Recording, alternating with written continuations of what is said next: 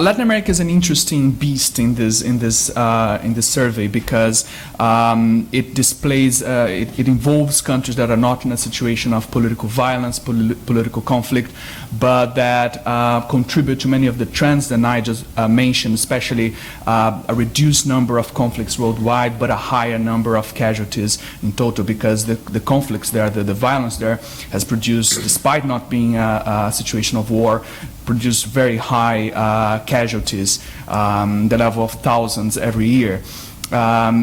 And also the level of hybridity that Virginia mentioned, in being, criminal groups that display many times and increasingly in the past few months levels of violence resembling guerrilla warfare.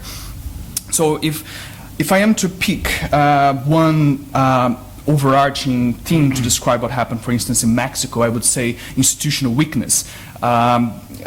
Still undermining the security strategies of Enrique Peña Nieto, the president. Peña Nieto started his government, and started last year with a narrative of a positive Mexico, of macroeconomic and political reforms, leading to a new country that would be able to tackle the root causes of security. That is what we can say it's a strategy, as far as we can say that he has a strategy. However, the realities on the ground highlighted that this strategy cannot be sustained given the levels of institutional weakness in Mexico. The disappearance of 43 students in the town of Iguala last year at the hands of a criminal group that then handed them to, at the hands of a local police force that then handed them to a local criminal group, highlights just how fragile, corrupt, and infiltrated by the very criminal groups that they are intended to fight. So we had a dramatic reminder of this institutional fragility just 3 days ago with the second escape of perhaps the world's most powerful criminal, Joaquín El Chapo Guzmán. So his escape through a sophisticated tunnel shows not only the capabilities at the disposal of these criminal groups, but also the evident levels of corruption and infiltration in Mexico's security and judicial sector institutions. Mexico carries an important lesson, I think, for the world as it tries to tackle non-state armed groups, which is on the crucial role of strong and accountable institutions in building peace and security, even in countries not affected by political violence or war.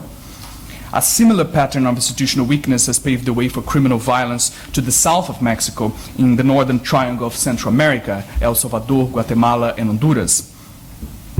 A combination of criminal violence, underdevelopment, and weak economic performance has led to an increase in mass migration towards the US border, including by an unprecedented 70,000 unaccompanied minors between 2013 and last year. Colombia has a more positive story, although with several caveats to the end of the year. There were encouraging signs of progress with the peace process between the government and the FARC guerrilla progressing gradually but steadily. But the continuation of the armed conflict, despite the ongoing talks, gradually corroded the trust between the two sides and the support of the Colombian population, which is now at its lowest level ever.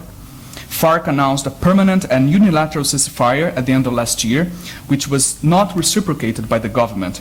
After several clashes, including some started by FARC, the ceasefire broke down, leading to the most severe crisis faced by the peace negotiators to date.